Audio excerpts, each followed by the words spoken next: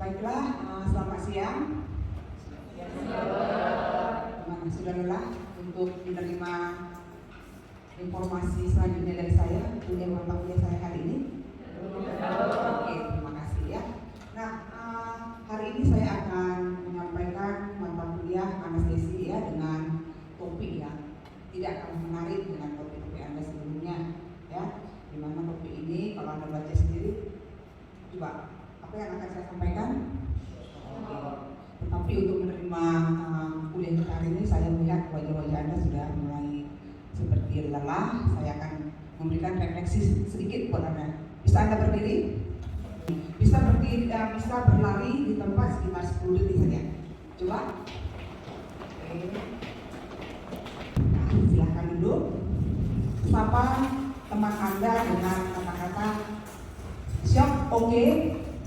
Tropika, yes. Terima kasih. Gimana, sudah mulai segar ya? Saya akan menyampaikan ya topik saya ini, mudah-mudahan Anda mudah menyerapnya. Nah, ketika Anda berbicara dengan shock, ya, apa yang Anda pikirkan? Nah, di sini saya akan memberikan sedikit penjelasan kepada Anda ya, yang mana nanti pada selesai perkuliahan ini Anda harus ya memahami ya, menjelaskan apa yang patofisiologi daripada shock. Ya, Anda harus mampu menganalisa tanda dan gejala shock dan mampu melakukan tata laksana awal dari shock. Begitu juga dengan Anda bisa menerangkan komplikasi daripada kegawatan dari penyakit shock itu sendiri dan mengetahui bagaimana tata laksana peruntukan daripada shock. Nah, perlu Anda ketahui ya, shock ini adalah kompetensi 3B dari KKN kita. Artinya pada saat nanti Anda lulus menjadi seorang profesi dokter, Anda harus mampu mendiagnosa, Anda harus mampu melakukan penanganan, dan Anda harus mampu melakukan rujukan. Itu target sasaran kompetensinya, ya. Oke. Nah, kira-kira kalau saya memberikan paparan gambaran seperti ini, apa yang di dalam benak Anda? Kira-kira Anda kan sudah lewat dari blok ini ya, ya blok tropika sudah lewat. Oke, nah kira-kira apa yang Anda pikirkan mengenai nyamuk tersebut? Nyamuk tersebut awalnya tidak apa-apa ya, kalau tidak bersamaan dengan si virus ya. Nah, ketika nyamuk tersebut menggigit seseorang anak ya, artinya nyamuk tersebut mengeluarkan virus kepada si anak ya, apa yang akan terjadi? Dalam waktu 2 sampai 7 hari ya, kalau anak tersebut memiliki daya imunitas yang tinggi ya, dia hanya terkena dengue. Oke, artinya tidak perlu dilakukan perawatan dan nanti sembuh sendiri. Tetapi ketika fase selanjutnya, kalau Anda melihat ini namanya infus, kira-kira anak ini sudah masuk ke dalam apa?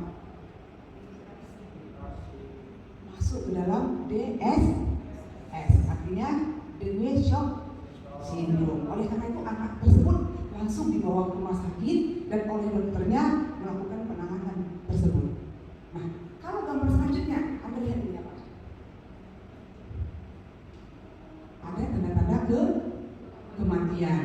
Ya, kalau Anda lihat ini ada gizi shock. Ya, artinya dari fase menggigit DSS akan jatuh menjadi shock perdarahan atau yang disebut dengan dengue hemorrhagic fever.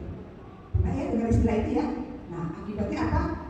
Pasien tersebut bisa jatuh dalam kematian dan akan dilakukan resusitasi seperti yang Anda lihat, yaitu dilakukan di ventilasi. Kenapa dok kok bisa sampai seperti ini? Ada bisa jelaskan patofisiologinya? Nah, kita lihat ini deh. Ini ada gambaran seperti darah ya, yang di tengah ya.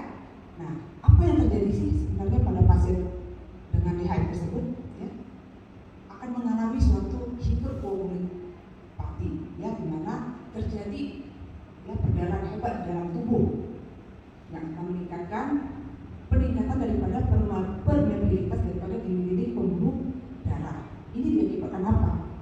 Ya, ketika virus masuk ya terjadi reaksi antigen antibody, yang mana tubuh sendiri akan mengeluarkan yang dinamakan itu namanya C3 dan C5. oleh C3 dan C5 ya dalam waktu beberapa hari akan mengeluarkan yang disebut namanya istilahnya histamin atau peptin. Yang kita ketahui ya hormon ini akan menyebabkan peningkatan daripada dinding pembuluh darah daripada tubuh pasien yang terkena. Akibatnya terjadi kebocoran daripada dinding-dinding kapiler. Akibatnya apa? Darah yang berada di sel akan keluar masuk ke dalam intraseluler, atau darah yang berada di ekstrasel akan keluar melalui dinding-dinding pembuluh darah tersebut.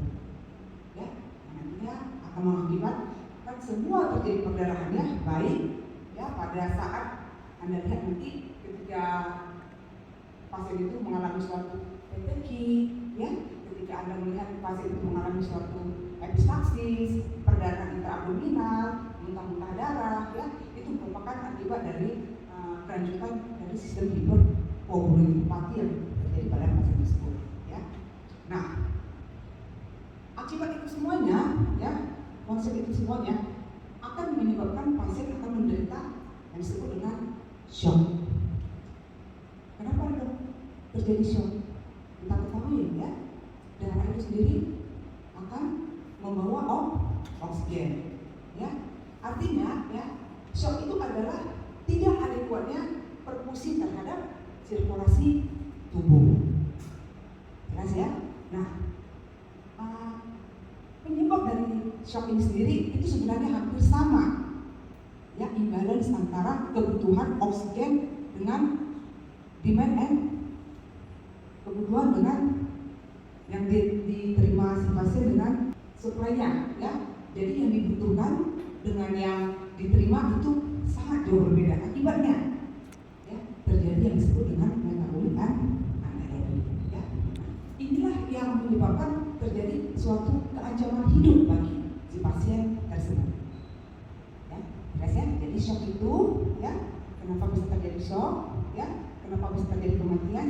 Karena terlambatnya penanganan yang mengakibatkan terjadi suatu ya, difusi oksigen yang sangat berkurang ya, tingkat sel-selnya mati ya. Nah, jadi sebelum terjadi kematian di tingkat sel ya, pada pasien dengan DHF tersebut ya, di hemorrhagic fever tadi ya, perdarahan, Anda akan lihat ya, dari segi kulit ya, nanti timbul peteki ya, dari sistem gasternya ada perdarahan ya. Kalau kita lihat nanti dari foto diagnosa penunjang ya, Anda akan lihat seperti erosi pleura ya, itu bukan karena infeksi dari parunya, tetapi kita lihat kebocoran daripada intraseluler masuk ke dalam interstisial. Akibatnya dinding-dinding kapiler daripada jaringan serosa akan masuk, akan menyebabkan suatu udem ya. Nanti kita lihat juga ya pada pemeriksaan hepar ya, heparnya akan mengalami pembesaran atau spleno. Yang kerjakan adalah mengenai primary survey. Apa yang Anda kerjakan yaitu dari RW-nya ya, Anda bisa melakukan penanganan RW, yaitu membebaskan daripada jalan nafas, breathing. Anda memberikan nafas buatan atau memberikan oksigenasi untuk kecukupan daripada shock tersebut ya. Lalu Anda apa yang paling Anda pikirkan untuk DHF tersebut? Karena kebocoran akan terjadi suatu dehidrasi di tingkat sehat ya. Oleh karena itu di sirkulasi nanti ya, Anda akan memberikan terapi yang disebut dengan terapi cairan ya. Di sini nggak ada deh yang disebut dengan hemorrhagic control, nggak bisa ya, karena dia tidak perdarahan yang di luar, tetapi perdarahan di dalam ya. Nah, setelah itu Anda lakukan disability, Anda cek dulu DCS-nya, ini jatuhnya kemana, perlu nggak nanti dirujukan ke ICU atau ke disiplin yang lain ya. Nah, Anda lihat lagi ya, pada waktu exposure ya, Anda lihat di mana sumber perdarahan yang besar. Jadi prognosanya nanti Anda bisa lihat daripada gejala klinis tersebut, dan bisa sini langsung Anda berikan terapi ya, seperti RW ya, seperti RW Anda langsung berikan ini ya. Apa deh kalau Anda bisa bantu saya yang gambar A, Anda melakukan apa namanya? Oke ya, chinlip ataupun dengan hetil ya. Nah, di situ Anda bisa berikan pembebasan dari pasien-pasien dengan shock ya. Lalu Anda lihat pada B itu apa deh? Breathing. Anda memberikan oksigenasi, ya, Anda berikan oksigenasi, tetapi oksigenasi yang sini yang Anda berikan ada berapa persen? Sekitar berapa persen di sini? Kalau dia memakai sungguh di atas 50%, ya, karena pasien ini sudah mengalami suatu shock. Dan bisa-bisa nanti pasien tersebut Anda akan lakukan intubasi. Yang Anda berikan adalah kalau intubasi berapa persen? 100%, ya. Nah, setelah itu disirkulasi apa yang Anda kerjakan? Anda memberikan terapi cairan. Terapi cairan apa yang Anda berikan pada pasien tersebut? Cairan apa? Kristal? Apa jenisnya? Oke, ya, dari gerakan. Nah, sesuai dengan kebutuhan pada kondisi klinis di pasien tersebut, ya. Nah, Anda lihat, ya, terapi cairan yang Anda berikan di sini harus hati-hati, ya, karena tadi kita lihat ini ya kebocoran daripada dinding pembuluh darah tadi ini ya, di mana sel-selnya pecah akan masuk ke dalam ruang ekstraseluler, masuk ke dalam intraseluler yang mengakibatkan kalau Anda memberikan cairan kristaloid, ya, kita ketahui cairan kristaloid itu mengandung air sekian persen, ya. Jadi 1000 yang Anda masukkan ke dalam tubuh pasien, yang masuk ke dalam intravaskular itu adalah hanya sekitar 40%. 60% itu masuk ke ruang interstisial yang akan mengakibatkan perburukan daripada kondisi pasien. Oleh karena itu, karena dinding pembuluh darahnya bocor, apa choice yang Anda berikan selanjutnya? Yaitu cairan koloid. Kenapa cairan koloid? Karena koloid memiliki berat molekul yang besar, sehingga dia bisa menutupi dinding pembuluh darah yang bocor. Ya, akibatnya nanti akan bertahan cairan yang akan diberikan. Ya. Nah, untuk yang kembali ya, ini cairannya ya antara koloid dan kristaloid. Ya. Nah, setelah itu pentingnya Anda menilai AFO, ya, dan selain AFO Anda juga menilai daripada ABCD-nya kembali atau kita sebut dengan secondary survey, ya, untuk melihat ya merencanakan pasien ini layak enggak untuk dilakukan transportasi, ya. Bagaimana cara menilai disability pada pasien ini? Yaitu yang pertama Anda bisa menggunakan ini dengan AFO, yang kedua dengan GJS. Ya, kenapa saya memilih AFO? Karena ini pasiennya bukan trauma, ya, bukan trauma, jadi dia lebih cepat, ya. Nah, AFO itu apa?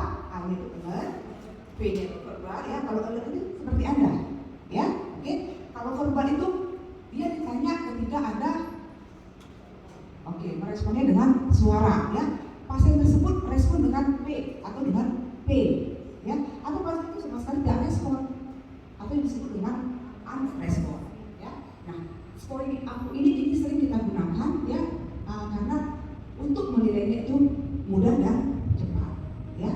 Nah, jadi pada saat waktu exposure Anda juga harus melakukan, ya, bukan pasien penderita, pasien tersebut sudah mengalami, kalau sudah masuk dalam tahap perdarahan, itu pasien sudah mengalami hipotermi, ya, bukan lagi hipertermi pada pasien dengan perdarahan, ya. Dia sudah mengalami hipotermi yang akan menyebabkan pasien itu hipoperfusi, ya.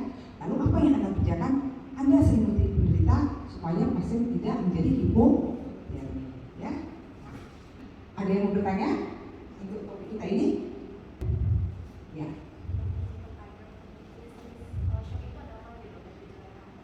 Oke, baik sekali ya, pertanyaannya bagus ya. Nah, pada shock ini ada beberapa, ya. Pada ini adalah kasus non trauma, ya, yaitu shock hemorrhagic atau shock hipovolemik, ya. Shock hipovolemik, kasus ini adalah merupakan shock hipovolemik, ya. Setelah itu shock kardiogenik, shock distributif, shock sepsis, shock anafilaktik. Tapi kuncinya adalah semua shock itu apa tadi kata kuncinya? Tidak ada kuatnya antara demand dan consumption-nya. Apa yang tidak ada kuat adalah